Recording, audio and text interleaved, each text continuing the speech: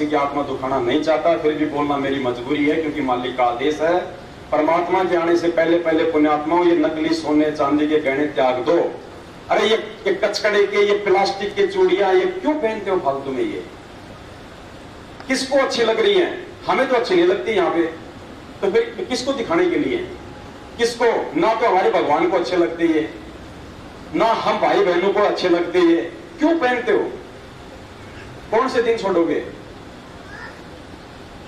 परमात्मा यहां से छोड़ छाड़ के निकल जाएगा जब उतारोगे। किसको? 500 गहने दे रखे परमात्मा ने, लेकिन ये 5 गहने परमात्मा उस समय पहनाएगा जब ये नकली गहने उतारोगे। इससे पहले नहीं पहन पाओगे इन गहनों को। और जिसने ये गहने नहीं पहने वो 84 लाख योनियों का अधिकारी है, सतलोक प्राप्ति का अधिकारी नहीं है। कान खोल के सुन लेना ये बातें, बाद में रोगे। आज भगवान की कोई नहीं मान रहा। जब जब ये परमात्मा आता है या अपने किसी संदेशवाहक को भेजता है, वो ऐसे चिल्लाते हैं। उस समय लोग उनका मजाक उड़ाते हैं, आगे चल के फिर वो रोते हैं। समय है, अगर साथ संगति में आना चाहते हो, अगर नेक साध बनना चाहते हो, इन चीजों को त्यागना पड़ेगा, वरना लोग तुम्हें अच्छी दृष्टि से नहीं देखेंगे। परमात्मा ने कबीर सागर के सल्लात में, पेज नंबर भेज दूंगा, शायद मुझे ध्यान नहीं है, 325 है या फिर 425 है, गुरु जी ने स्पष्ट लिख रखा है कि मेरे यथार्थ 13वें कबीर पंथ में आने के बाद जो सीधे साधे तरीके से रहेगा, जो बिल्कुल झोपड़ी में रहेगा, झोपड़ी मतलब रिक्वायरमेंट ऑफ द फैमिली, चाहे आपका पक्का मकान है लेकिन फालतू का दिखावा नहीं। 2 मियां बीवी है, 3 मंजिल का बना रखा है, कोई मतलब नहीं है। जो बिल्कुल सिंपल बन के रहेगा, अधीन बन के रहेगा, उसकी लोग आने वाले समय में इज्जत किया करेंगे। और जो फालतू की माया का संग्रह करेगा, फालतू का दिखावा करेगा, आडंबर करेगा, परमात्मा कहते हैं लोग उसको ऐसे देखेंगे जैसे आज एक अमीर आदमी एक गरीब आदमी को देखता है, हे दृष्टि से। तो हम साथ संगत से जुड़े हुए भगत भाई बहनों को वो माता बहन बिल्कुल भी अच्छी नहीं लगती है। दास तो अपनी बता रहा भाई, क्योंकि दास की तो ड्यूटी भगवान ने मुंह पे बोलने की लगाई है। जिस माता बहन के कान में, नाक में, गले में मुझे ये चीजें दिखाई दे जाती है ना, मैं उसकी शकल भी मुझे अच्छी नहीं लगती है, शकल भी अच्छी नहीं लगती मुझे उसकी,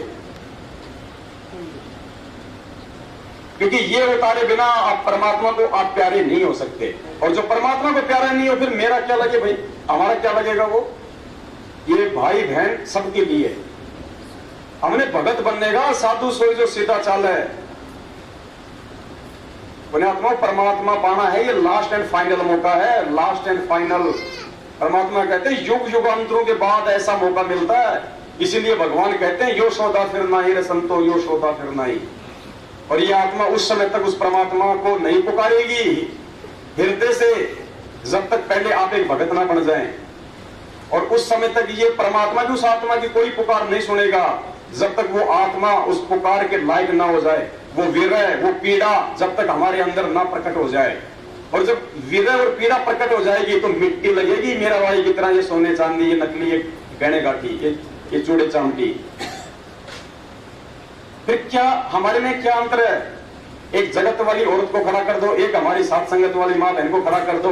जब दोनों ने वही आडंबर कर रखे हैं तो फिर भाई फर्क क्या? हमारे पहचान कैसे करेंगे हम? कैसे पता करोगे ये संत रामपाल जी की भगतनी है, ये उनकी शिष्या है? कैसे पहचान करोगे? बता दीजिए। भगत को और अंदर से बाहर से एक जैसा होना चाहिए। परमात्मा कहते हैं वो पतिव्रता औरत होती है जिसके पति को ये चीजें पसंद नहीं, फिर भी वो पहनती है। फिर वो किसको दिखाने के लिए? अभी एक सत्संग सुनाऊंगा परमात्मा का। गुरुजी ने आत्मा को सीधी चोट ना लगे, थोड़ी सी बात को परमात्मा ने घुमा के बोल दिया कि पुण्यात्माओं, ये नेल पालिश, ये फालतू का दिखावा, आडंबर, ये हार श्रृंगार, गुरुजी कहते हैं पहले वो कोठों पे बैठने वाली वेश्या करती थी गैर पुरुषों को रिझाने के लिए। ये संकेत किया परमात्मा ने कि मेरी संगत में जुड़ने के बाद भी यदि कोई माँ बहन या भाई ऐसा काम करता है, उसी श्रेणी में है।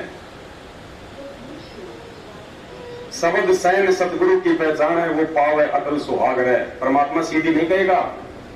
ऐसा नहीं कि हमें गुरुजी जिस दिन फार्मों पे लिख के देंगे उसी दिन हम मानेंगे कि हाँ गुरुजी आज आपने फार्म पे लिख दिया, आज हम ये चीज छोड़ रहे हैं। नहीं, परमात्मा कहते कुछ नियम हमने फार्म पे लिख दिए, कुछ वैसे जब आप ये सत्संग सुनोगे, कथा सुनोगे तो आपकी समझ में आएंगे। कुछ कॉमन सेंस से भी तो अभी तो भाई मोटे मोटे नियम समझ में नहीं आ रहे, ये सूक्ष्म नियम कहां से समझ में आएंगे? ये सूक्ष्म नियम समझाने के लिए परमात्मा ने सात संगति रखी है। ये लास्ट एंड फाइनली मौका है। दूसरा सतलोक जाने का रास्ता सात संगति के अलावा धरती पे नहीं है, भूल जाना इस बात को। गुरुजी सबको रिजेक्ट करके चले गए।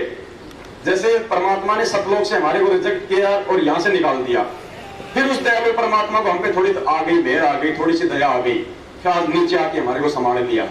27 साल से ज्ञान दिया, कोई भी नालायक ढंग से नहीं उनको परमात्मा के रूप में उनको स्वीकार कर पाया। 7 साल तक मालिक ने वेट किया, फिर परमात्मा ने थोड़ी सी दया बख्श दी कि चलो एक मौका और देता हूं इन जानवरों को। भगवान ने सात संगति रखवा दी। अभी सात संग रूपी थ्रेसर में आकर भी जिसने अपना कचरा साफ नहीं किया, वो कचरा और वो कणक यदि अलग अलग नहीं करी, पुण्यात्मा, जिस गेहूं के ऊपर भूसी चढ़ी होती है ना, जिस गेहूं के ऊपर कचरा चढ़ा होता है वो चक्की पे नहीं जाता है। चक्की में वही पिसने के लिए गेहूं जाएगा जिसका सारा कचरा साफ होगा। सतलोक में वही आत्मा प्रवेश करेगी जिसके सारे विकार, ये दिखावा, आडंबर, ये सब दूर हो जाएंगे। मालिक कहते हैं लोक लाज मर्यादा जगत की तिनके जो तोड़ बगावे है, जब कोई राम भगत गति पावे। ये क्यों नहीं छोड़ पा रही माता बहने? इसलिए नहीं छोड़ पा रही, सासू क्या कहेगी, मेरी देवरानी क्या कहेगी, पीर जाऊंगी तो मेरी माँ क्या कहेगी, मेरे ननद क्या कहेगी, पड़ोस वाली क्या कहेगी, तुम्हारे कोई मर गया क्या है? अरे इतने भिखारी बन गए क्या? अरे ये तान्ने मीरा ने सही तो आज उसका नाम है। वो 650 साल पहले संघर्ष कर सकती है, आज वाली क्या नहीं कर सकती भाई? लेकिन बिना ज्ञान आधार के नहीं कर पाएंगे। जिसको सतलोक जाने की चाह होगी ना, वो आत्मा करेगी। मरने के बाद ये साथ लेके जाओगे क्या? मुश्किल से 100 ग्राम मिट्टी बनेगी, 100 ग्राम राख, जिस चीज के ऊपर हम इतना वो कर रहे हैं। परमात्मा ने वो पुल्लोबाई की कथा सुनाई थी। एक राजा था, एक भगतनी का भगत बन गया, उसका नाम था पुल्लोबाई, राजस्थान की थी। तो गुरुजी ने कहा कि जब भी वो अपने रानियों के पास बैठता था तो उस पुल्लोबाई की बहुत ज्यादा प्रशंसा करता था। तो रानियों ने सोचा कैसी गरीब ऐसी है पुल्लो जो राजा रात दिन उसकी प्रशंसा करता है, हमसे भी ज्यादा सुंदर है क्या?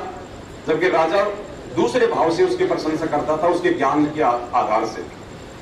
तो एक दिन राजा ने उस पुल्लोबाई का सत्संग अपने महल में रखवा दिया। तो रानियों को बड़ी प्रशंसा हुई कि आज देखेंगे उस पुल्लो को कैसी क्या है, हमसे भी ज्यादा सुंदर है क्या?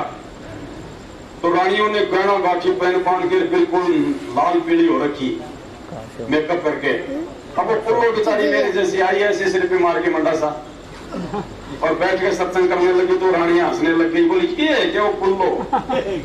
हमने देखा पता नहीं कैसी का पुल्लो जिसकी हमारा पति इतनी बड़ाई करता था। तो पुल्लो भाई समझ गई, सत्संग करते करते बीच में फिर उसने वही जिक्र दे दिया। अब परमात्मा सुना रहे थे हमें ये सत्संग, गुरुजी क्यों सुना रहे हैं? मनोरंजन के लिए नहीं, संगत में बैठी हुई माता बहनों को समझाने के लिए। जब वो रानियां हंसने लगी उसके ऊपर तो वो समझ गई कि ये क्यों हंस रही है और क्यों आज ये गहने में लाल पीली हो रही हैं। तो पुल्लो भाई ने कहा था, जो परमेश्वर ने सत्संग में सुनाया, उसने कहा कि गहना बाटा तन की शोभा, यो तन काचो बांधो, और बिना भजन के कुतिया बनोगी, वरना राम भजोना रांडो। ये शब्द, ये वाणी, ये रांड शब्द, ये कुतिया शब्द, ये माता बहने जो संत रामपाल जी भगवान की शिष्य है वो अपने ऊपर फिट कर लें। वो गुरुजी ने टाइम पास के लिए नहीं सुनाई थी वो कथाएं हमारे को, वो गुरुजी का प्रत्येक वचन हमारे ऊपर लागू करने के लिए सुनाई परमात्मा ने। गुरुजी कहते हैं तुम नित्य नियम करते हो, ये ट्रेन की तरह खींचने का नहीं है, प्रत्येक वाणी पे विचार करने का है। और जब तक विचार नहीं करोगे, उन वाणियों पे नहीं चलोगे, कोई फायदा नहीं तुम्हारा नित्य नियम करने का। पुण्यात्मा, हमने परमात्मा को रिझाना है और परमात्मा को शरीर नहीं रिझाएगा। परमात्मा हमारा लंबा चौड़ा कद काठी, गोरा चिट्टा शरीर, गहने गाठी, 5-5 हजार के जूते, इनसे नहीं रिझेगा।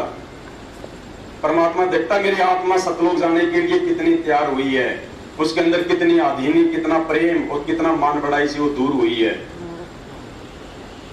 हमने परमात्मा रिझाना है, तब ये परमात्मा वो सतलोक की चाबी हमारे हाथ में थमाएगा। पुण्यात्माओं, विचार करना पड़ेगा हमने इन बातों पे। हमने भगवान को खुश करना है, किसी दो कोड़ी के जीव को हमने खुश नहीं करना। और परमात्मा को यदि हमने खुश करना है तो हमने परमात्मा के वचन पे चलना पड़ेगा।